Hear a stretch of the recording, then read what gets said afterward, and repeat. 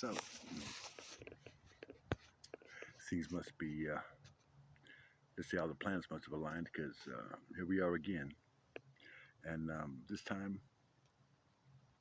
I'm going to be working on getting across the underlying message of what I believe is the thread that holds all this together, right? Well, 'cause I noticed there's certain lyrics in songs and certain feelings that I've had, when I was younger, all the way up till now, that all had like this resonance, was all kind of similar, different, and everyone was different, but the underlying energy or spirit behind it was similar, right, or the same. And there's certain lyrics and certain things I would hear where I would hear like a voice speaking through, like it was directly coming, like literally, like the whole purpose of that song or the message was literally for me to hear. And that's a real narcissistic quality, I guess, when it comes to trying to express that. But it turns out that not only was that the truth, but that was the only truth. And you know, all the bands that I listened to for a while, I didn't get what the lyrics truly meant. All of them somehow, the overall message of these bands and these lessons that these masters, that the ones that were in these bands that I was listening to, the inner voice was part of a spirit or a group of warrior spirits from a long, long time ago, right? So I came across, I'm sure you guys have all heard who Deep Purple is.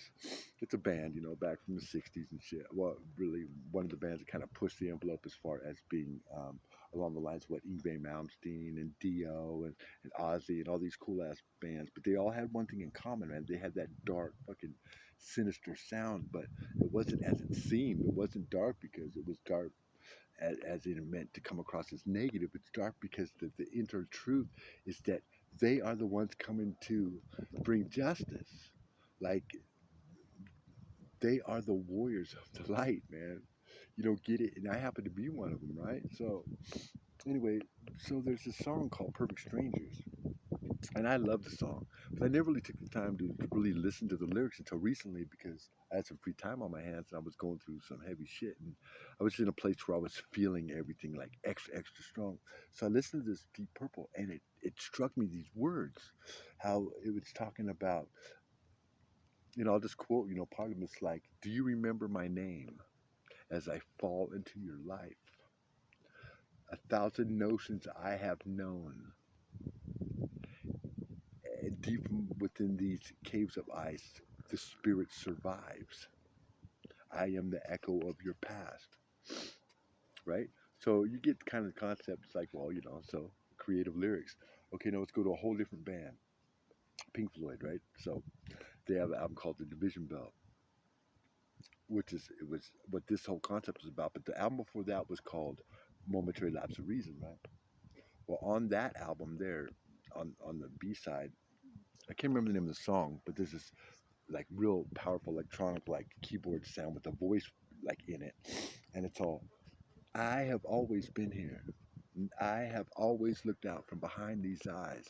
Is this the way it's always been, or could it have been different? Sometimes I get tired of the waiting. Sometimes I get tired of being here. Feels like more than a lifetime. Feels like more than a lifetime. Do you ever get tired of the waiting? Do you ever get tired of being here?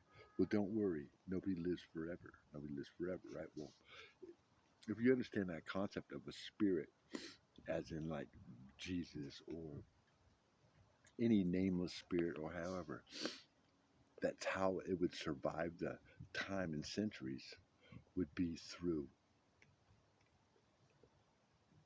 living within the offspring of itself. So, like, God sent his only son, so for those who believe in him will have everlasting life. There's so much more to that whole story that I just learned recently that I really don't even want to touch base on it. But just for now, if we take this underlying message that if you out there, if anybody who's having to be watching this, you can relate with what I'm saying, then I can tell you that number one, you're not crazy.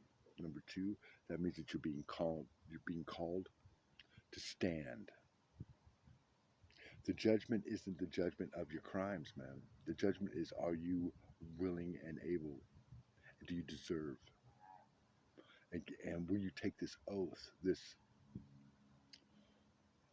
promise, you make this covenant with that what you believe in, based on only your free will? See, nothing can bring you closer to this spirit, this energy, this God presence, but your own choice through free will. Now, see, the odds of that happening are 1 in 100 billion, billion, trillion. It's like impossible if you think about it that way. But it does happen. And I believe that you, if you're taking the time to watch this and you haven't shut this off by now, it must actually, a lot of people like to say resonate, but to me, that's what you do with your bong when you're smoking weed. You resonate your pipe.